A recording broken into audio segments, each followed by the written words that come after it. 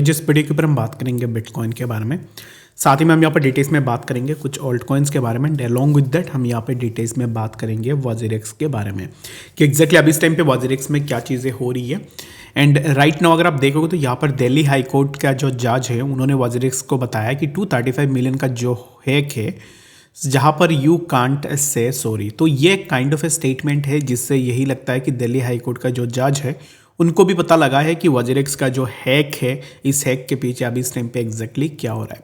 अगर हम इस चीज़ को सिंप्लीफाई करें ना तो सिंप्लीफाई करेंगे इसको तो यहाँ से ना अगर हैक होती है एक्सचेंज, हमें ये चीज़ पता है कि किसी भी एक्सचेंज में हैकिंग हो सकती है। आफ्टर द हैक तुम जैसे यहाँ पर काम कर रहे हो, जैसे यहाँ पर लोगों को फीडबैक्स दे रहे हो, जैसे तुम यहाँ पर उस चीज़ के ऊपर प्रोसेस में काम कर रहे हो, उसी चीज़ से ही पता चलता है कि तुम इस हैक से कितना ज़्यादा सीरियस हो। ठीक है, इसके ऊपर डिटेल्स में इस वीडियो के ऊपर बात करेंगे और साथ ही में हम बात करेंगे बीटीसी के बारे में कि एग्जैक्टली बीटीसी में नेक्स्ट क्या मूवमेंट हमें देखने को मिल सकता है। ये सब चीज़ों के ऊपर डिटेल्स में अगर आपको जानकारी चाहिए तो वीडियो को बिना स्किप किए पूरा एंड तक ज़रूर से देखना। सबसे पहले अगर हम बीटीसी की बात करें तो right now the price of BTC has shown A minor growth, जो कि हमें नियर अराउंड 100K के आसपास देखने को मिला था, जो कि एक्सपेक्टेड था, जिसके ऊपर हमने पहले से ही प्रेडिक्ट करके रखा हुआ था। ठीक है, अभी इस टाइम पे right now what I am expecting is that कि प्राइस बीटीसी का अभी जहाँ पे चल रहा है यहाँ से प्राइस एक माइनर सा करेक्शन ले सकता है। Minor correction in the sense कि हमें कुछ इस तरीके का फॉल देखने को मिले, उसके बाद अगेन प्राइस का जो अभी इस टाइम पे राइट नाउ प्राइस का जो यहाँ पर अभी मूवमेंट है वो अप ट्रेंड में ही है and BTC we can hit near around 102, यानी कि 1,02,000 के आसपास हम इजीली जा सकते हैं। ठीक है, if the price of BTC break 1,02,000 then यहाँ से कंटिन्यूड ग्रोथ हमें देखने को मिलेगा। But for now what I am expecting is that कि बीटीसी अभी जहाँ पे चल रहा है यहाँ से एक साइडवेज कंटिन्यूड ग्रोथ हमें बीटीसी में देखने को मिलेगा। तो आई होप कि बीटीसी के बारे में समझ में आ गया होगा कि एग्जैक्टली बीटीसी में क्या मूवमेंट हो सकता है। अगर हम इस न्यूज़ के ऊपर बात करें तो दिल्ली हाईकोर्ट का जो जज है उन्होंने यही कहा है कि 235 मिलियन हैक में आप यू कांट से सॉरी, यानी कि वॉजिरेक्स को बताया कि 235 मिलियन का जो हैक हुआ है इस हैक में आप आई एम सॉरी बोल के यहाँ से नहीं निकल सकते हो। ये एक चीज़ है ना गाइस कि अगर आप देखो मैं किसी का अगर 1 लाख या फिर 50,000 रुपीज़ लेके आता हूँ और उसमें मैं बोलता हूँ कि आई एम सॉरी ये पैसे मेरे से गुम हो गए, ठीक है, तो ऐसे कोई भी आंसर तो आप नहीं दे सकते हो ना।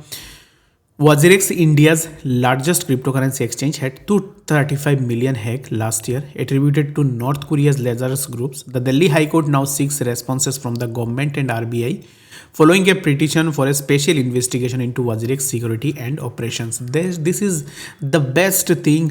और मैं ना यहाँ पर दिल्ली हाई कोर्ट को यही बोलना चाहूँगा कि सैल्यूट है उनको कि इस चीज़ के ऊपर वो अभी इस टाइम पे बात कर रहे हैं और इसके ऊपर इन्वेस्टिगेशन कर रहे हैं। अभी अगर गाइस देखो कि नॉर्थ कोरिया का लेजरस ग्रुप अगर इस हैक के पीछे है कि नहीं इसके बारे में किसी को नहीं पता है। जस्ट यहाँ पर ना यूएस से और बाकी यहाँ पर कुछ ऐसे कंट्रीज है, जापान से, ये लोग क्या बोल रहे हैं कि लेजरस ग्रुप है इस हैक के पीछे, लेकिन हमें भी नहीं पता, उन्हें भी नहीं पता।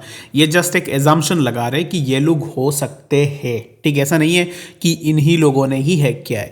तो अभी इसके चलते हुए यहाँ पर दिल्ली हाईकोर्ट ने बताया कि अभी जो है ना यहाँ पर आरबीआई को इस पर्टिकुलर पिटीशन को देखनी चाहिए, उसके बाद वॉजिरेक्स का जो हैक है इस हैक के पीछे इन्वेस्टिगेशन होना भी बहुत ज़्यादा ज़रूरी है। ठीक है, तो यहाँ पर अगर एक इन्वेस्टिगेशन होती है ना तो यहाँ से क्या होगी कि बहुत सारे ऐसे चीज़ें हैं जो सामने आ जाएंगी और उसके साथ में बात होगी बिट बीएनएस के बारे में। ठीक है, बिट बीएनएस के बारे में अभी इस टाइम पे लोग ज़्यादा बात नहीं कर रहे, आई डोंट नो कि व्हाई, बट यहाँ पर एक बार वॉजिरेक्स का काम ख़त्म हो जाए उसके बाद बिट बीएनएस के ऊपर भी लोग आएंगे, हम भी बात करेंगे उसके ऊपर, कोई दिक्कत नहीं है। बट फिलहाल के लिए जैसे दिल्ली हाईकोर्ट ने बताया कि अब इस टाइम पे इसके ऊपर इन्वेस्टिगेशन होनी चाहिए, जांच होनी चाहिए, तो देखते हैं कि आने वाले टाइम में इसके ऊपर क्या जांच होती है। काइंड ऑफ एक पॉजिटिव न्यूज़ है हमारे लिए और देखते हैं कि इसके ऊपर जब अच्छे से इन्वेस्टिगेशन हो जाएगी उसके बाद क्या चीज़ें होती है उसके ऊपर हम आने वाले वीडियोस के ऊपर भी डिस्कस करेंगे। ठीक है, अभी और एक चीज़ मैं आपको कहूँ, निश्चल के ट्विटर में जाके देखो, ये जो ना यहाँ पर यूएस ने या फिर जापान ने बताया कि ये जो है कि इस हैक के पीछे लेजरस ग्रुप का हाथ है, तो इस चीज़ को लेकर इतना ज़्यादा एक्साइटेड क्यों हो रहे हो, मुझे तो ये चीज़ समझ में नहीं आ रही है गाइस।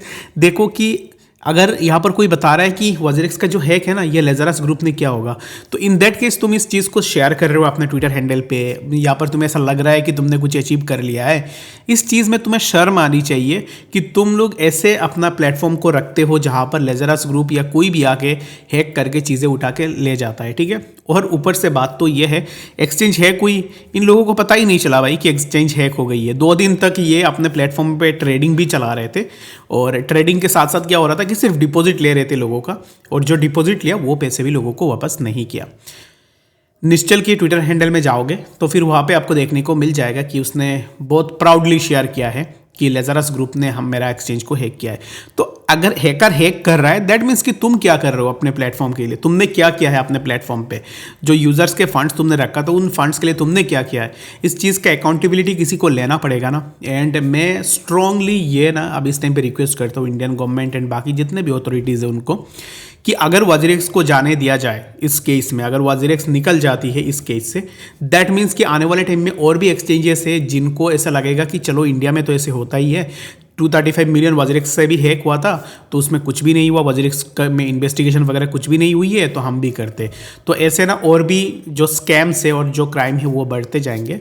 तो मैं रिक्वेस्ट यही करूँगा कि इसके ऊपर इन्वेस्टिगेशन होनी चाहिए। एंड गाइज मैं आप सबको भी यही रिक्वेस्ट करूँगा कि जितना हो सके उतना ट्विटर में इसके ऊपर बात करो। और मैं देख रहा हूँ कि बहुत बड़े बड़े मीडिया हाउसेस है जो अभी इस चीज़ के ऊपर बात भी कर रहे हैं, और करनी भी चाहिए, और आने वाले टाइम में इसके ऊपर इन्वेस्टिगेशन होनी चाहिए। लेजरस ग्रुप इसके पीछे था या नहीं ये हमें नहीं पता, but the thing is that कि किसी भी एक्सचेंज के पास अपना रिजर्व भी होता है। अगर लेजरस ग्रुप ने किया हो या फिर किसी और ने किया हो, उससे हमें कोई लेना देना नहीं है। हमें जो हमारा जो पैसे थे वॉजरेक्स में वो पैसे हमें वापस करो, दैट्स इट। और तुमने इतने पैसे कमाए एक्सचेंज से, उसके बावजूद भी तुम कैसे लोगों के पैसे लेके अपने काम कर रहे हो। लीगल बैटल चाहिए तो यूज़र्स के पैसे ले लो, अभी यहाँ पे कोई पे जाना हो यूज़र्स के पैसे ले लो, खुद का बिजनेस बना रहे हो यूज़र्स के पैसे ले लो, अभी कॉइन स्विच को पैसे देने हैं यूज़र्स के पैसे ले लो। तो चल क्या रहा है, इस चीज़ के ऊपर इन्वेस्टिगेशन होनी चाहिए। और मेरे हिसाब से इसमें अगर वॉजरेक्स के केस में इन्वेस्टिगेशन होती है, कुछ ना कुछ हमें यहाँ से मिलेगा। जैसे वॉजरेक्स ने चीज़ों को हैंडल किया है, उस हैंडलिंग से भी लगती है कि कुछ ना कुछ तो सही नहीं है। एग्जैक्टली वो क्या सही नहीं है वो इन्वेस्टिगेशन में हमें सामने देखने को मिलेगा। अगर एक्सचेंज हैक होती है, हैक होने के बाद तुम्हें पता नहीं चलती है तुम्हारी एक्सचेंज हैक हुई है, तुम डिपॉजिट ले लेते हो। उसके बाद और भी बहुत सारी चीज़ें हैं जो मैं आने वाले टाइम में वीडियोस के ऊपर आपको बता दूंगा कि कौन कौन से पॉइंट है जो वॉजरेक्स को बैकफुट पे लेके आती है, ठीक है। तो बाकी इस वीडियो के लिए फिलहाल इतना ही, मिलते हैं फ्यूचर वीडियो अपडेट्स के साथ, तब तक के लिए गुड बाय।